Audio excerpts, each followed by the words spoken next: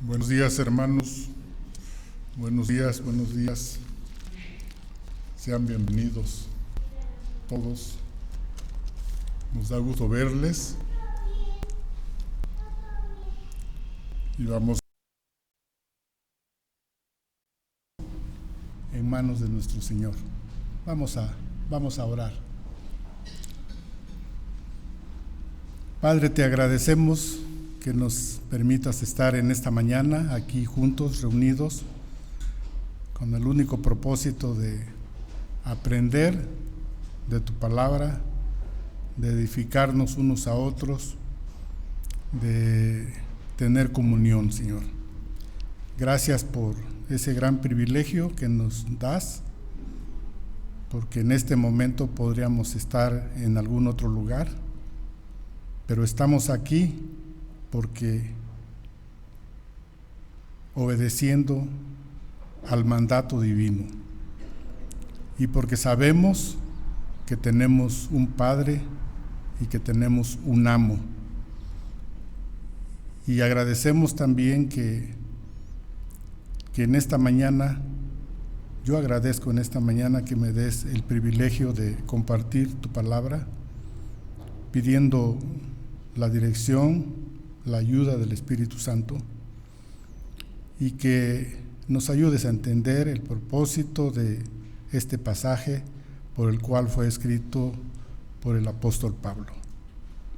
Te lo rogamos y te lo pido en el nombre de Cristo Jesús. Amén. Muy bien, estamos ubicados ya en Filipenses capítulo 2, versículos 14 al 16. Y en este momento quiero compartir como introducción relacionado con el pasaje que hoy vamos a ver, que en este tiempo la sociedad moderna, sobre todo la sociedad occidental, se ha destacado por ser la cultura más próspera de la historia de la humanidad. Las personas tienen todo lo que necesitan y desean, pero quizás esta sociedad sea la más insatisfecha que ha existido. A medida que la economía crece, las personas parecen más descontentas, más insatisfechas, se quejan más. La iglesia hoy tiene demasiadas personas también quejumbrosas y descontentas. Sobre todo aquellas iglesias que fomentan el autoestima y la satisfacción de los deseos personales. Y vamos a ver que a través de la historia del ser humano, siempre el ser humano se ha quejado, siempre tiene queja. Y empecemos con el padre Adán. Adán fue el primer hombre que se quejó. Apenas desobedeció a Dios, lo culpó.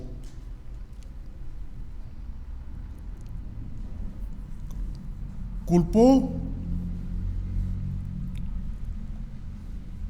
a Dios porque se quejó con Dios diciendo: la mujer que me diste por compañera me dio del árbol y yo comí. Podemos ver aquí que en vez de aceptar que había caído en pecado, en la desobediencia, culpó a Dios.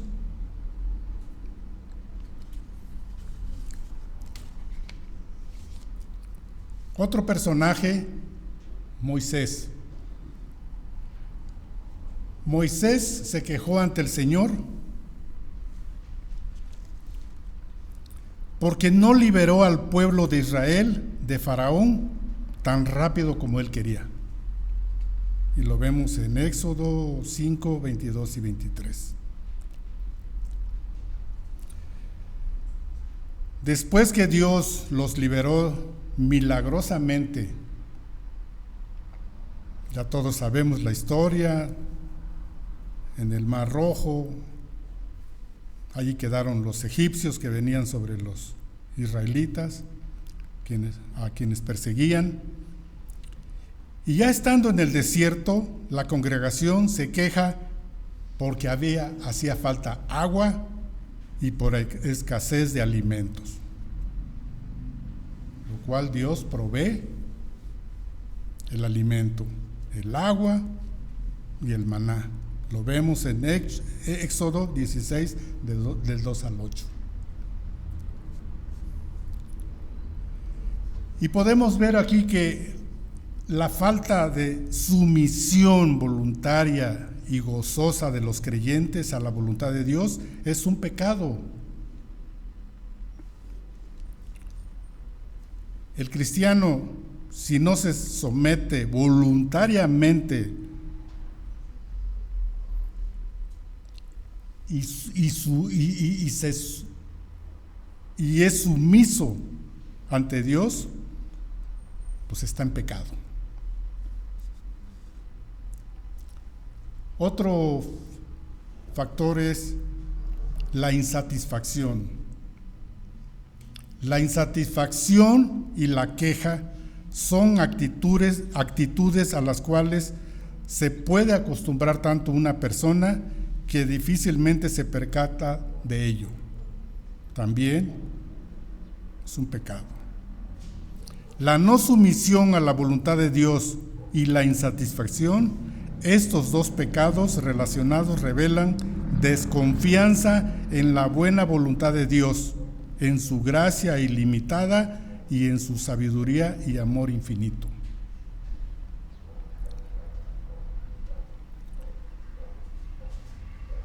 Y para tratar con los quejumbrosos de la iglesia filipenses, el apóstol Pablo primero les ordena dejar de quejarse. Luego les presenta razones para obedecer a este mandato. El apóstol recalca en toda su carta la actitud que debe tener todo cristiano. En Filipenses 4:4 dice: regocijaos en el Señor siempre. Otra vez digo, regocijaos.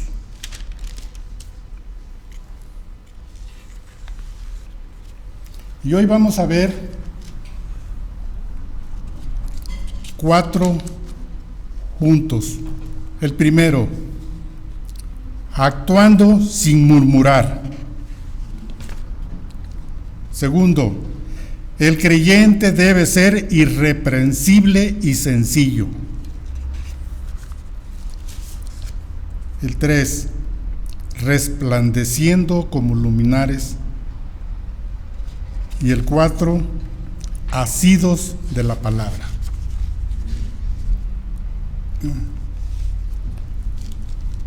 Capítulo 2, versículo 14 al 16, dice así: haced todo sin murmuraciones y contiendas, para que seáis irreprensibles y sencillos, hijos de Dios, sin mancha, en medio de una generación maligna y perversa, en medio de la cual resplandecéis como luminares en el mundo, asidos de la palabra de vida, para que en el día de Cristo yo pueda gloriarme de que no he corrido en vano, ni en vano he trabajado.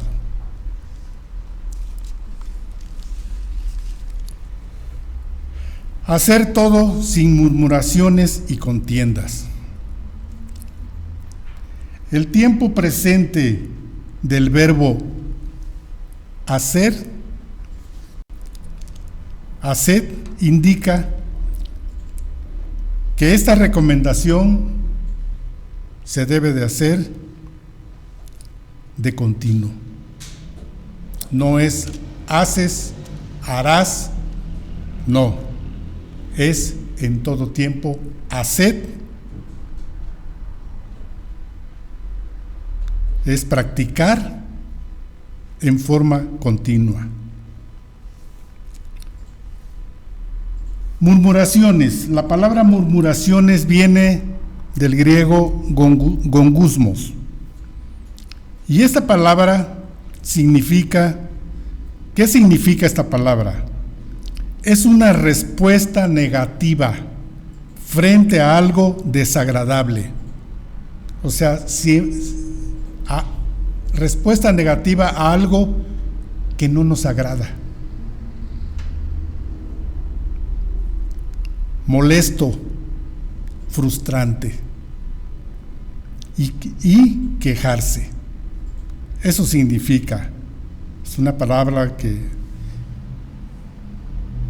es desagradable, molesto, frustrante y quejarse de la idea egoísta de que es algo inmerecido. Un puesto, vimos el salario, vimos a estos personajes que no estuvieron de acuerdo porque alguien los contrató desde las 9, desde las 12 del día, desde las 3 de la tarde, desde las 6 de la tarde, y al final pagó lo mismo. Pero la queja allí estuvo, inconformes por ese pago. Entonces creen que es algo inmerecido. Un ejemplo lo vemos en el pueblo de Israel. ¿Creían merecer más? Ellos creían merecer más. Y también lo vimos en la lectura bíblica de Mateo 20:11, en donde pues no estuvieron muy de acuerdo por el pago. Lo leo, 20:11, dice: y al recibirlo murmuraban contra el padre de familia. Y al recibir el pago murmuraban contra el padre de familia. Estos eran empleados resentidos que murmuraban porque no estaban conformes con el pago que se les había dado.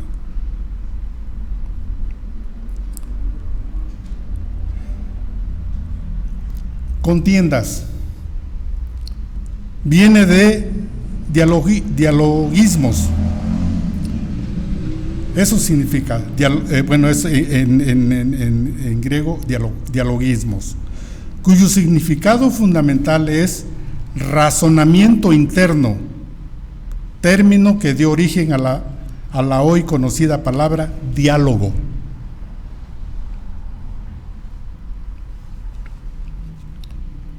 En un comentario, el doctor MacArthur dice que con el tiempo la expresión abarcó los conceptos más específicos de cuestionar, poner en duda o discutir la verdad de un asunto. Con el tiempo, la expresión abarcó los conceptos más específicos de cuestionar, siempre de cuestionar, de poner en duda o discutir la verdad de un asunto.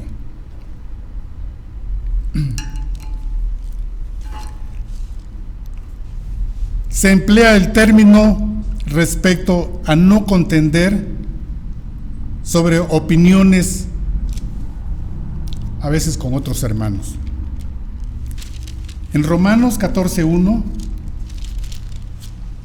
veamos Romanos 14:1, bueno, yo lo tengo aquí.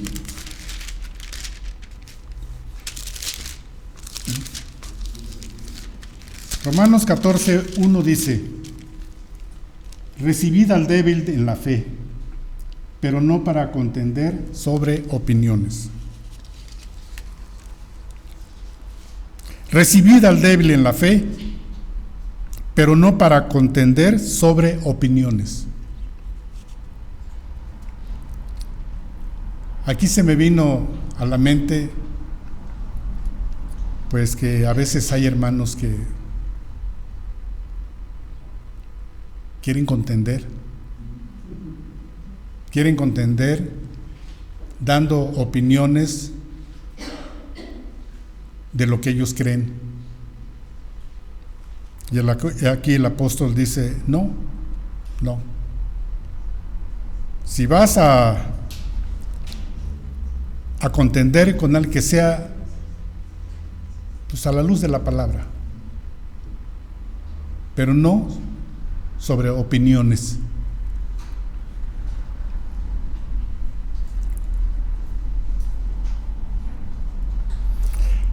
A todos los creyentes se les ha concedido, a causa de Cristo, no solo que crean en Él, sino que también padezcan por Él.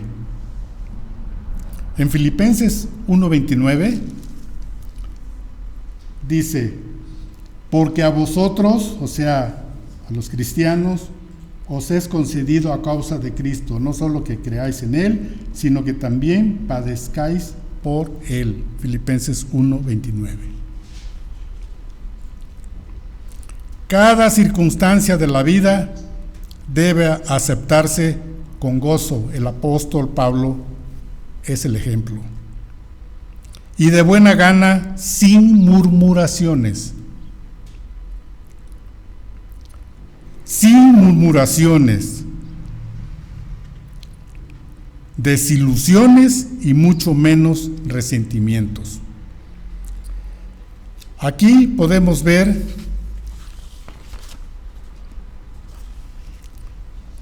que nunca debe haber murmuración emocional, dice, ni contienda intelectual. Murmuración emocional ni contienda intelectual acabamos de ver en Romanos 14:1. No contender.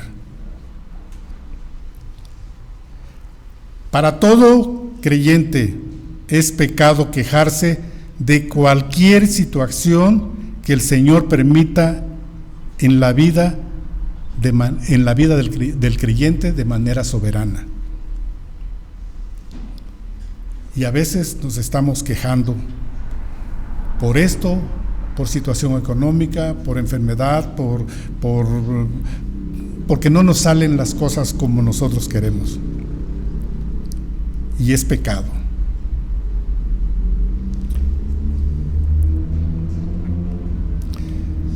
Sin importar que la tarea sea fácil o difícil, que la situación sea de bendición o prueba, tenemos que aceptar con gozo. El apóstol Pablo es nuestro ejemplo. En Filipenses 4:11-12 dice: no lo digo porque tenga escasez, pues he aprendido a contentarme cualquiera que sea mi situación. Sé vivir humildemente y sé tener abundancia. En todo y por todo estoy enseñado, así para estar saciado como para tener hambre, así para tener abundancia como para padecer necesidad. Si pensamos que el apóstol tuvo una vida tranquila, todos sabemos que no es así. Pero él tenía la suficiente madurez para cualquiera que fuera la situación, él la enfrentaría con gozo. Abundancia, escasez, enfermedad, pruebas, lo que fuera, y es el ejemplo. Así tenemos que conducirnos No tenemos que estarnos quejando. Me he encontrado personas, y a veces tristemente hermanos, ¿cómo estás? Más o menos.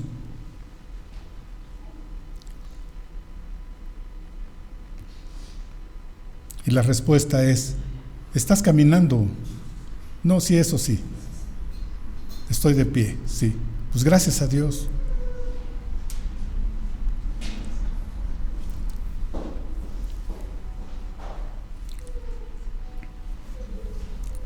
Punto número 2.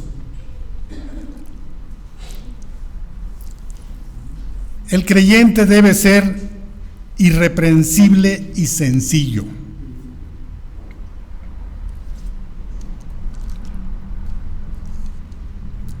Para que seáis irreprensibles y sencillos. Los creyentes deben dejar de quejarse para que puedan llegar a ser la clase de hijos de Dios que Él desea. Irreprensibles y sencillos.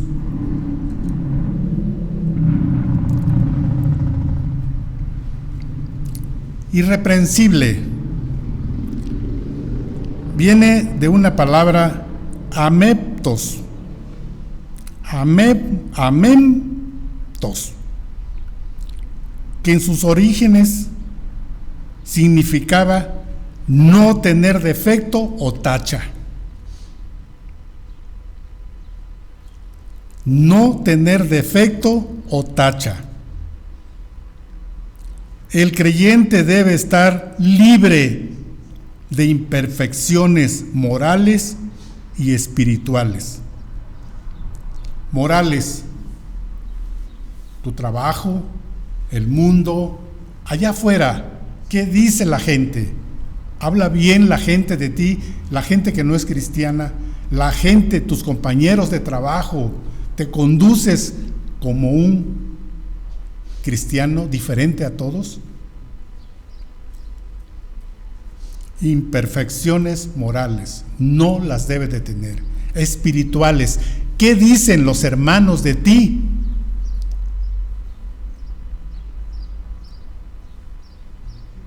¿Qué dicen los hermanos? ¿Qué dicen los hermanos de la iglesia de ti? Es una gran responsabilidad que todos tenemos, hermanos, afuera y adentro.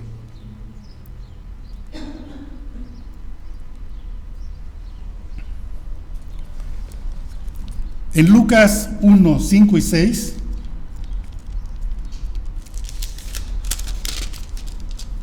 Lucas 1, 5 y 6 dice: hubo en los días de Herodes, rey de Judea, un sacerdote llamado Zacarías, de la clase de Abías. Su mujer era de las hijas de Aarón y se llamaba Elizabeth. Ambos eran justos delante de Dios y andaban irreprensibles en todos los mandamientos y ordenanzas del Señor. Este matrimonio, Zacarías y Elizabeth, andaban, caminaban irreprensiblemente, dice, en los caminos, en todos los y en todas las ordenanzas y los mandamientos del Señor.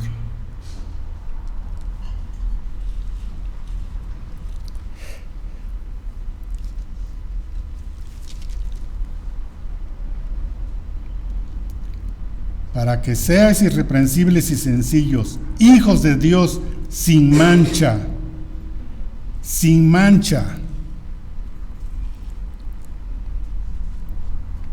La palabra sencillos viene de akeraios,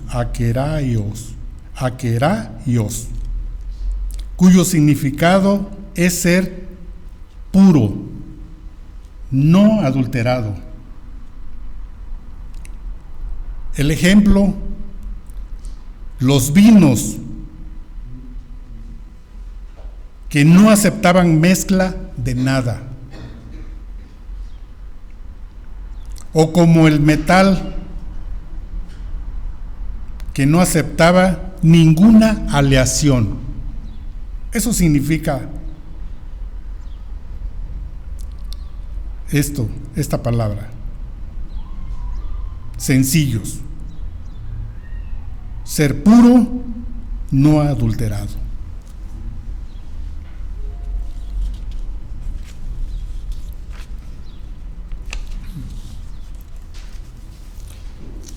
Y hermanos, así debe de ser la vida del creyente. Absolutamente pura, no mezclada con pecado ni maldad.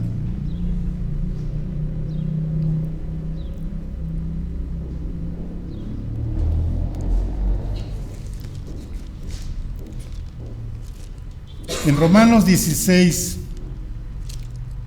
19,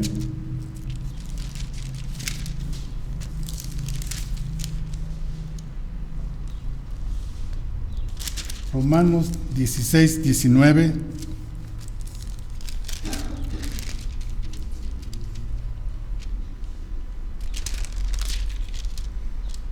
Romanos 16, 19.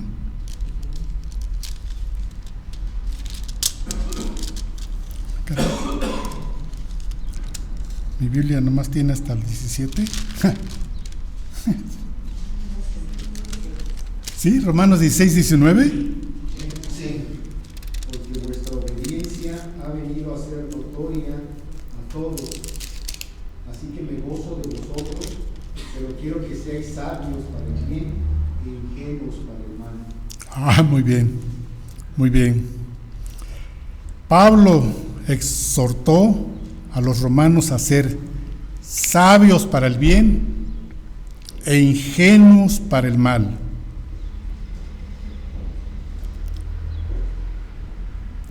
Y así quiere el Señor que seamos también nosotros. Sabios para el bien, para tomar decisiones correctas, e ingenuos para el mal, para no tomar decisiones incorrectas en nuestra vida. Los cristianos debemos ser sin tacha, sin mancha.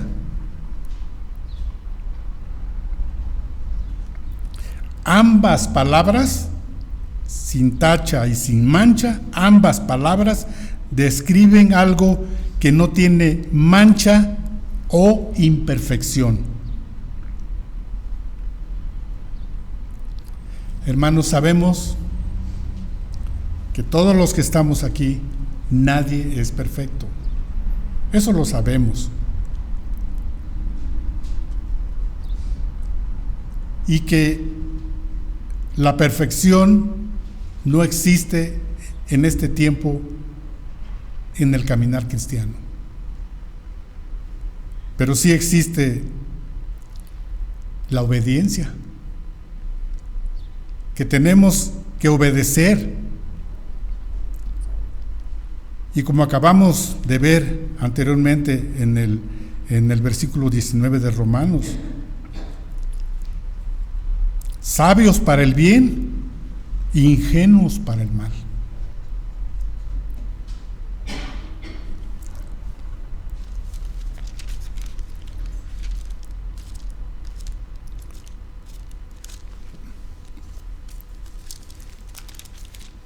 El apóstol Pablo hace una exhortación a los creyentes a ser santos y sin mancha.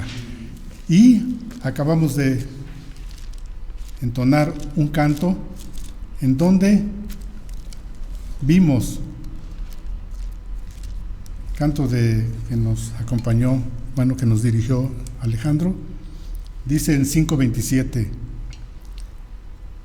a fin de presentársela a sí mismo una iglesia gloriosa, que no tuviese mancha ni arruga ni cosa semejante, sino que fuese santa y sin mancha.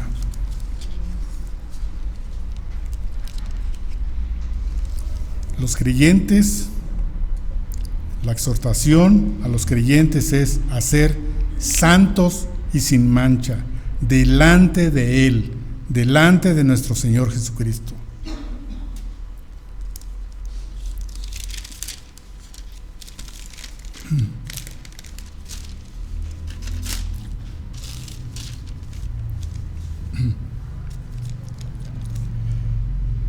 Versículo 15, vamos sobre de él y dice: en medio de una generación maligna y perversa. Hermanos, ¿de verdad estamos viviendo? A veces sales a la calle, si manejas, encuentras tantas cosas y tanta gente que puede ofenderte, que yo ya no veo paciencia, veo mucha agresividad, veo mucha violencia en la calle. Y ahora hay algo que todo mundo quiere que las cosas sean como Él quiere que sean.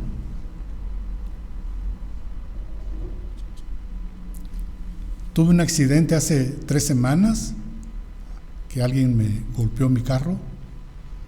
Y hermanos, lo increíble de esto es que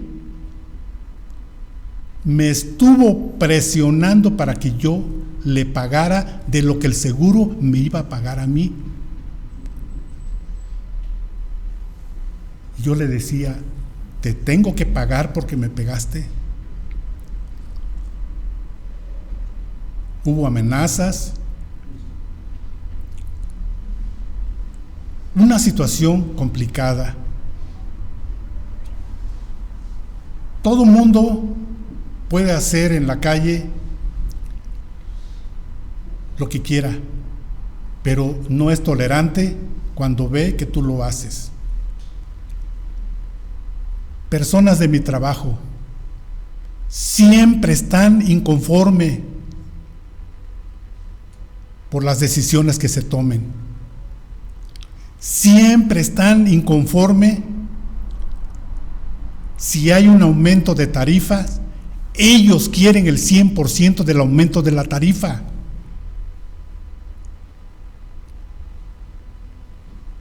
Y el dueño dice: yo pongo la inversión, pero yo pongo el trabajo. Entonces es tan importante tanto el que invierte como el que desarrolla el trabajo. Pero aquí vemos la queja y la inconformidad del ser humano en todas partes. Y aquí vivimos en medio de una generación maligna y perversa.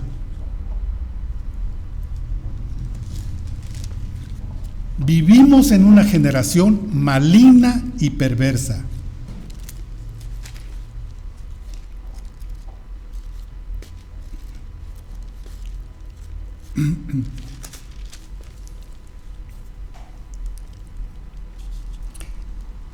En Deuteronomio 32, 5 y 6,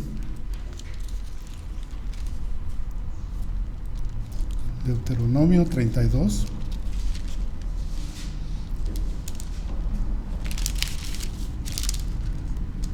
5 y 6, dice así: la corrupción no es suya,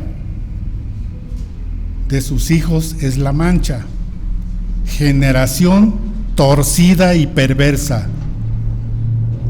Así pagáis a Jehová, pueblo loco e ignorante. ¿No es Él tu Padre que te crió? Él te hizo y te estableció.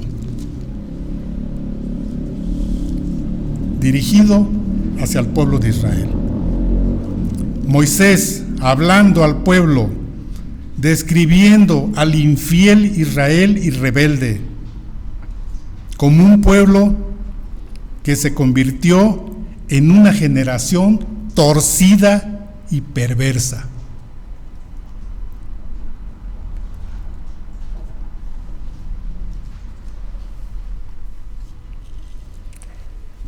El apóstol Pablo aplica esta descripción del pueblo de Israel a la humanidad incrédula y corrompida.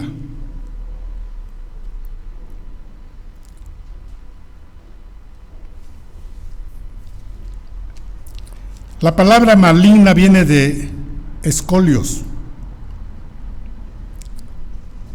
que alude a lo que está torcido,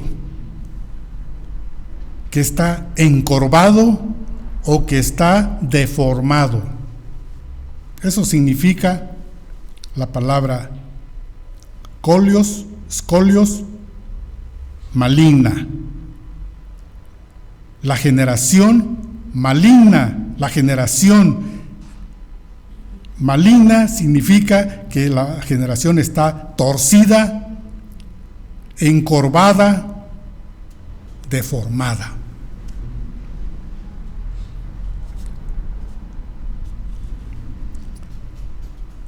Y en la vida real, ya la verdad es que podemos encontrar en la palabra de Dios ejemplos tan claros en cuanto a lo real, a veces de una enfermedad. Hace unas semanas, hace 8 días, nos enteramos de una bebé que tiene una enfermedad que se llama escoliosis. Y esta palabra se relaciona con esto, con lo torcido, encorvado o deformado. Esta enfermedad llamada escoliosis es una inclinación anormal o desviación de la columna vertebral.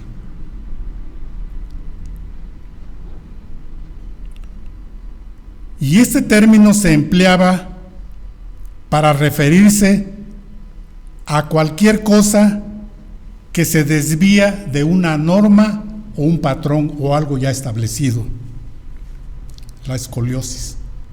Y podemos encontrar aquí está la palabra escolios, que significa eso.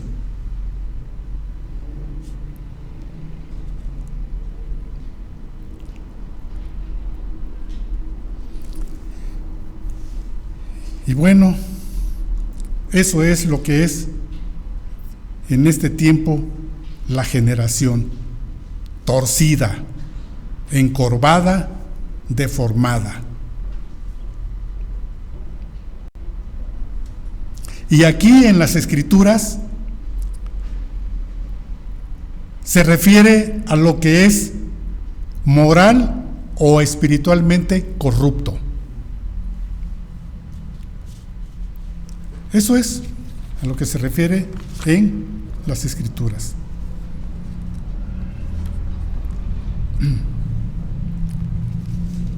El Señor Jesús habló también de una generación incrédula y perversa. Gran parte de la cultura moderna se ha pervertido y desviado radicalmente de las normas divinas de verdad y justicia.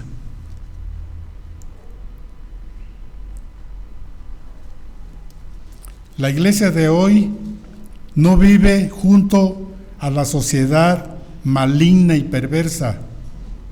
La iglesia de hoy está inevitablemente en medio de esa generación perversa y maligna. Nos movemos a diario en esa generación. Inevitablemente, y no lo podemos evitar, estamos en medio de ella, de esa generación.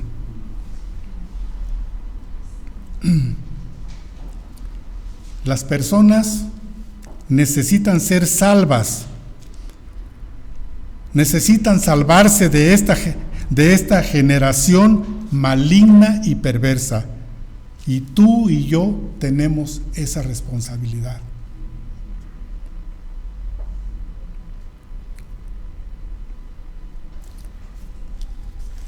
En el sermón que el apóstol Pedro tuvo en el día de Pentecostés, el apóstol Pedro amonestó a esos oyentes ahí presentes. Él, testificaba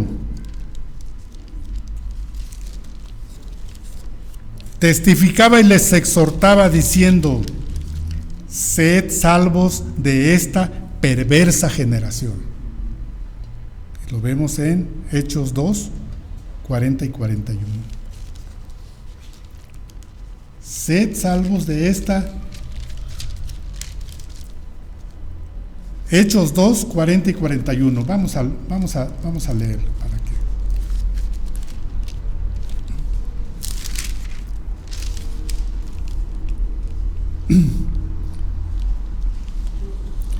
Y con otras muchas palabras testificaba y les exhortaba diciendo: sed salvos de esta perversa generación. Así que los que recibieron su palabra fueron bautizados y se añadieron aquel día como 3,000 personas. Tenemos una gran responsabilidad, todos, hermanos. Y creo firmemente que es lo más urgente y lo más prioritario que tenemos que hacer nosotros. Salir a evangelizar.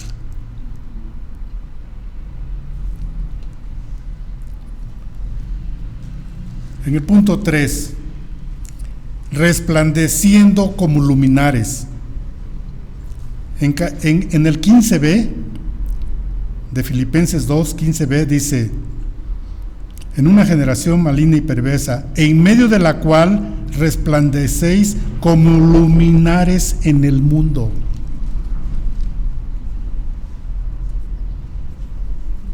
Vivir en pureza y fidelidad es un prerequisito indispensable para llevar a cabo el mandato del Señor de comunicar su divino mensaje de salvación a un mundo perdido en el pecado.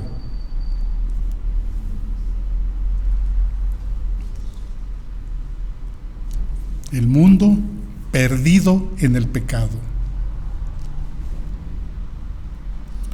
Y la manera de vivir de los creyentes como hijos de Dios afecta de forma considerable la influencia que pueden ejercer sobre el mundo impío. ¿Sí? Tu testimonio, mi testimonio, trabajo, la calle, tus vecinos, todas partes. La manera de vivir de cada creyente como hijos de Dios afecta de forma considerable la influencia que pueden ejercer sobre el mundo impío. Los cristianos deben resplandecer como luminares en el mundo. Brillar como luminares significa... Ahorita cantamos un canto, bueno, no lo cantamos, sino que ahorita Alejandro dijo que él salió de su, no sé de dónde salió, y que vio estrellas, firmamento limpio. Pues significa esto, brillar como las estrellas. Eso es lo que tiene que ser el cristiano. Brillar como luminares es brillar como las estrellas, como ese firmamento.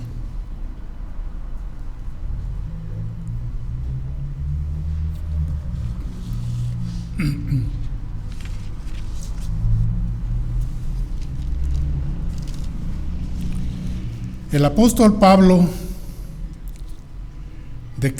sigue declarando que los cristianos deben ser luminares luminares morales y espirituales. Morales, allá afuera, tu moralidad, cómo te conduces. ¿Tienes deudas y no las pagas? ¿Te pasas los altos? ¿Te das vueltas prohibidas? ¿Le pegas a cualquiera? ¿Haces lo que el mundo ve normal? No. Tenemos que ser cristianos espirituales, que irradian la verdad de Dios, que vean algo diferente de ti y de mí. No podemos seguir comportándonos como antes.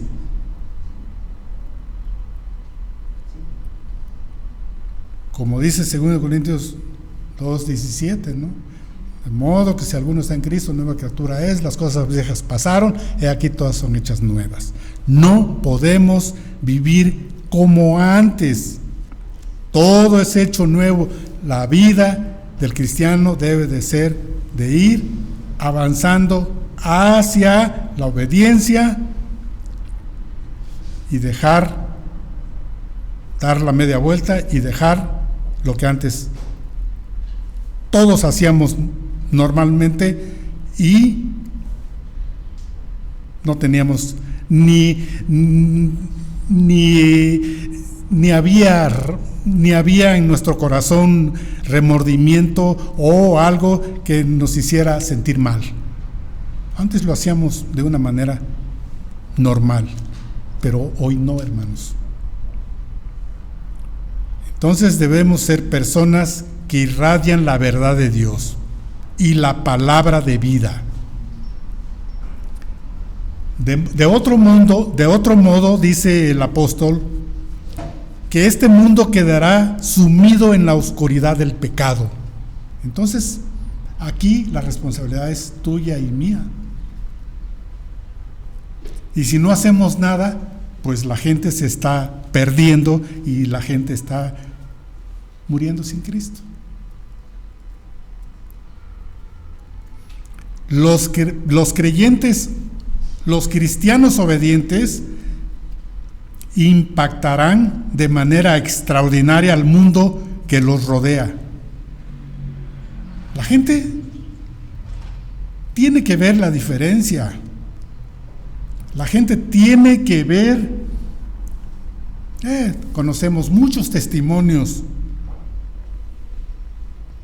de personas que vieron en otros ese cambio. ¿Por qué eres así? Si antes íbamos aquí, si antes íbamos allá y ahora no, ¿por qué? ¿Cuál es? ¿Qué? ¿Por qué te conduces de esta manera? Sin embargo, no todos los que entran en contacto con ellos recibirán la luz del Evangelio. Eso es cierto. El Señor lo dijo. O sea, pero tú tienes que hablar, tú tienes que hacer lo que tienes que hacer cumpliendo el mandato, ser obedientes. Y tú tienes que hablar. Y los resultados, déjaselos al Señor. Pero tú tienes que hablar. Juan 3:19 dice: y esta es la condenación, que la luz vino al mundo, y los hombres amaron más las tinieblas que la luz, porque sus obras eran malas. El mundo está condenado.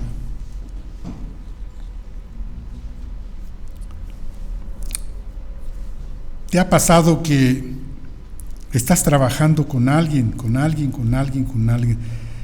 y parece que no hay avances, y que no hay avances, y que no hay avances? Y ha habido personas que han dejado de seguir discipulando a esa persona porque no ven avances. Y bueno, pues yo no sé hasta dónde sea bueno o malo, pero los resultados siempre se los tenemos que dejar al Señor. A la luz de la palabra de Dios, no solo revela la verdad, sino que saca a la luz la verdad. Y aún así, como el Señor prometió, el Espíritu Santo convencerá a algunos y serán salvos. Entonces, ¿cuál es nuestra responsabilidad? Hablar. El Señor convencerá, el Espíritu Santo convencerá a algunos para ser salvos.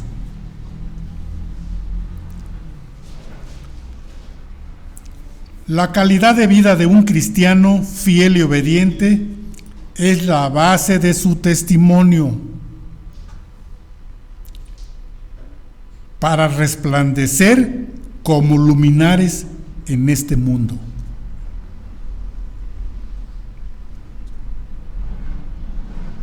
Tenemos que ser como esas estrellas brillantes. Tenemos que resplandecer como luminares en este mundo de pecado, en este mundo pecador, en este mundo caído.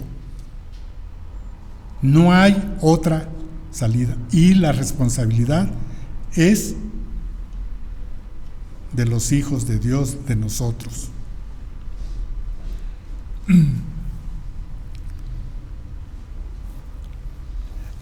Asidos de la palabra de vida, para que en el día de Cristo yo pueda gloriarme de que no he corrido en vano, ni en vano he trabajado.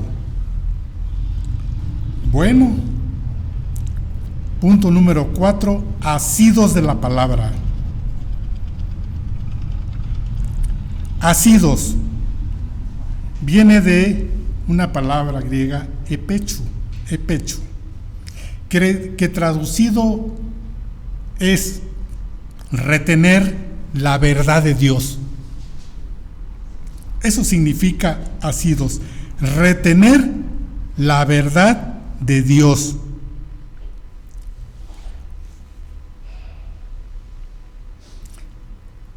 Y que comuniquen a otros la palabra redentora que trae vida eterna. La palabra de vida significa que debes comunicar el Evangelio. Lo tienes que comunicar, lo tenemos que comunicar.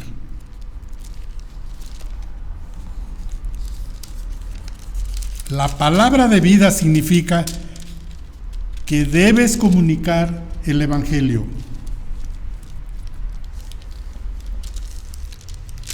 En Juan 6:63 y Juan 6:66 y 68 dice así, Juan 6:63: el Espíritu es el que da vida, la carne para nada aprovecha. Las palabras que yo os he hablado son espíritu y vida. 66 y 68. Desde entonces muchos de sus discípulos volvieron atrás y ya no andaban con él, con el Señor Jesucristo. Dijo entonces Jesús a los 12: ¿queréis acaso iros también vosotros?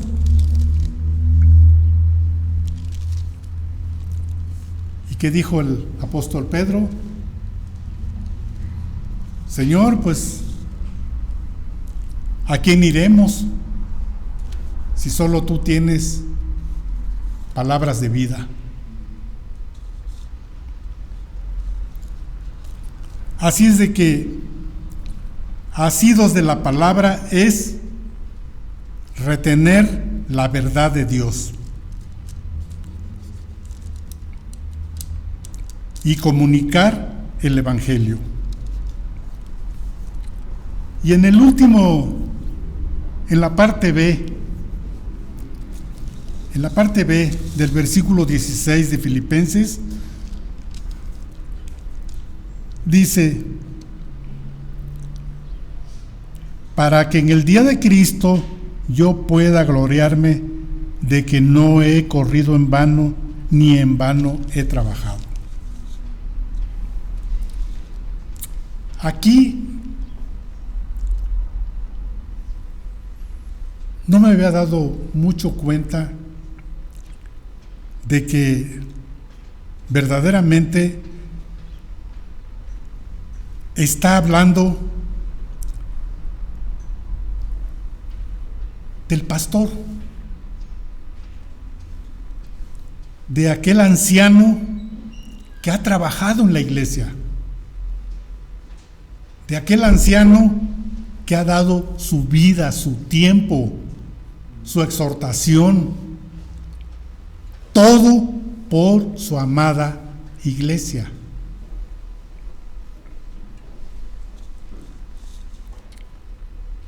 Hermanos, otra razón para no quejarse es el bien de los líderes de la iglesia, quienes han entregado sus vidas al ministerio.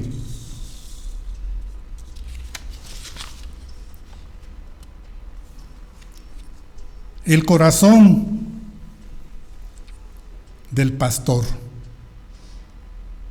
salta a la vista en su profundo deseo de que los filipenses dejen de murmurar y quejarse, para que en el día de Cristo él pueda, ¿qué dice? Gloriarse. El pastor, el líder, el anciano pueda gloriarse y mirar atrás y gozarse en la fidelidad de sus amados hermanos.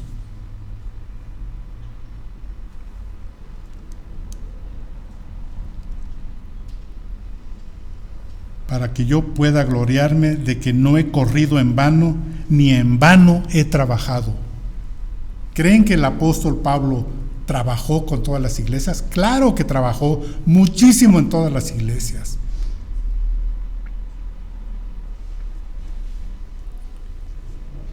El gran anciano apóstol Pablo. Lo mejor que pueden hacer los creyentes por su pastor es practicar fielmente las verdades de la palabra de Dios que él ha predicado y enseñado,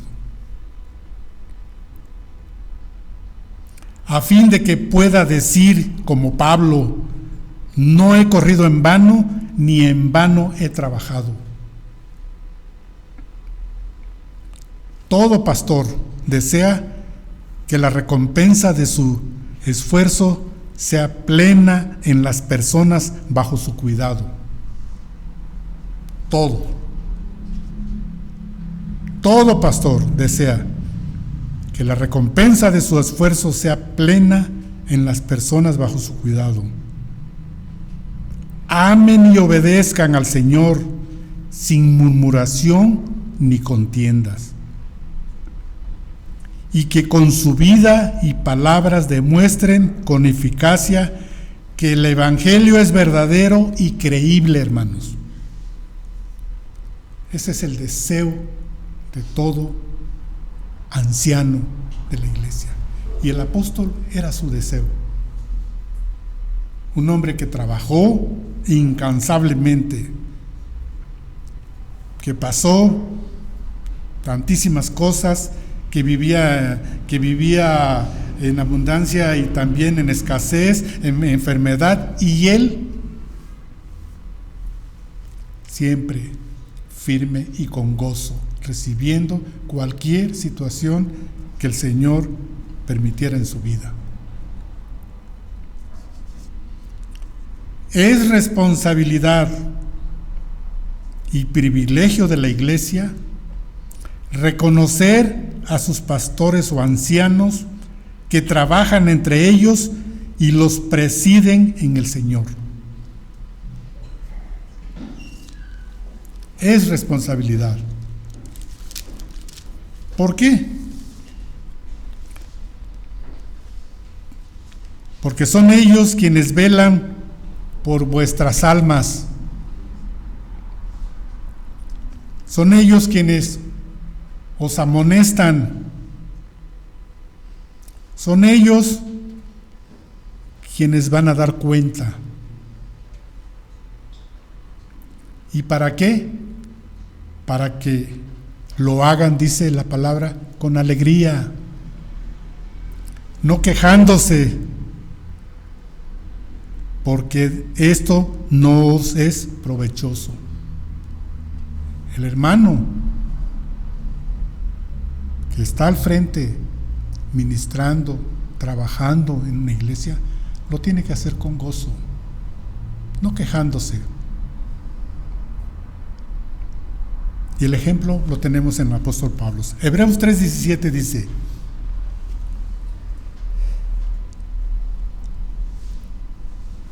Hebreos 13.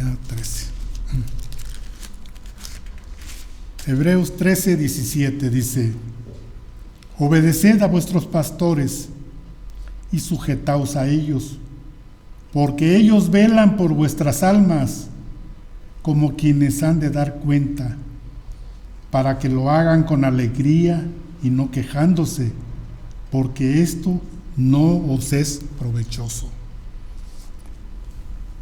Hermanos, pues esto es lo que hoy el Señor nos enseñó. No debemos quejarnos. Todos nos quejamos. En el mundo es normal la queja. Aquí, hermanos, tenemos que practicar la paciencia. Tenemos que consensar y que el Señor nos ayude siempre, a través del Espíritu Santo, a llegar a puntos en los cuales el Señor siempre sea la prioridad y glorificado, y no sean nuestros deseos personales. Debemos de aceptar cual sea la situación en nuestra vida, porque si no lo hacemos de esa manera, cuestionamos a aquel que es el dador de la vida y quien soberanamente tiene el control, nuestro Dios. Que Dios les bendiga, hermanos.